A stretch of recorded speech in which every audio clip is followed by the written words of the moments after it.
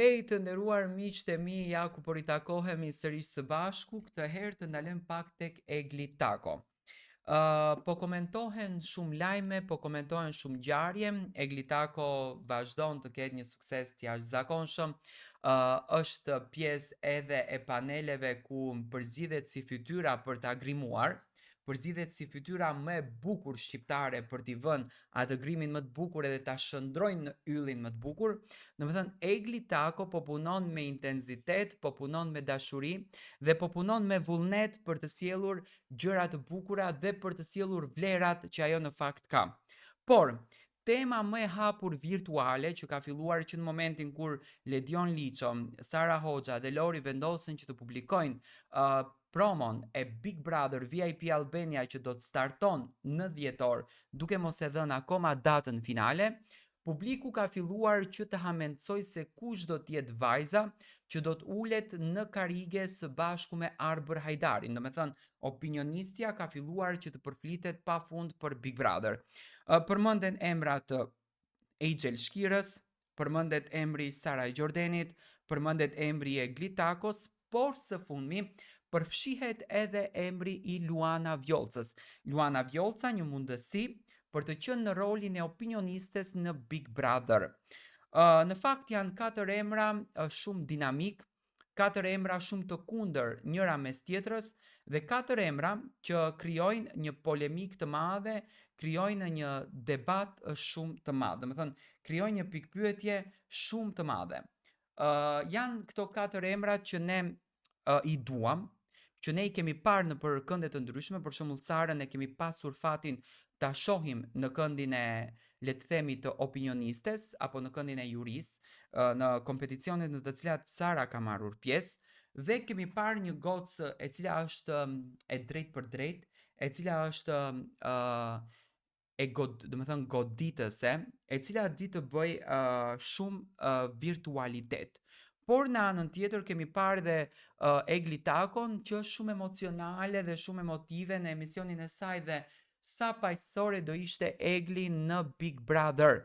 Por kemi parë edhe Luanën që është chill fare, që nuk i plas domethënë atë që e mendon e thot edhe nuk i plas dy herë për të, por kemi dhe Angelin që e ka dëshmuar veten e saj në një zëvendësim në këndin e opinionistes Big Brother që mund të bëjë namin, mund të bëjë një spektakël të paparë. Domethënë, kemi shumë figura, kemi shumë fytyra, kemi shumë personazhe të cilët na japin pikpyetje të mëdha, na japin mendime të mëdha, na sjellin dyshime se si mund të vepronin dhe se si mund të funksiononin në këtë reality show. Po të më pyesnit mua, respekt të veçantë për të gjithë këto doje Tiranë që do kisha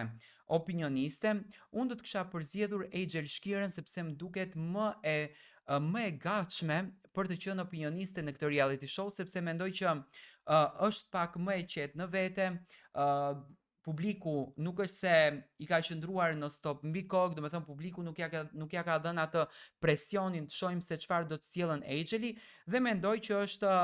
gati për të nisur një rrugtim i cili do tregonte shumë anë të saj dhe mendoj që në kombinim me Arbrin do të ishin dy pole që do të godisnin njëri tjetrin në për komente. Por sa do kisha dashur ta shoh Luanën, do kisha dashur ta shoh shumë sepse Luana ka qenë glamuroze në edicionin e saj që e pati për Fermën VIP, domethënë ka shkëlqyer fare. Dhe mendoj që mundësit në përqindje janë 0.0.01 që Luana të jetë pjesë e topit dhe në anën tjetër, domethënë kemi një personazhe që është Sara që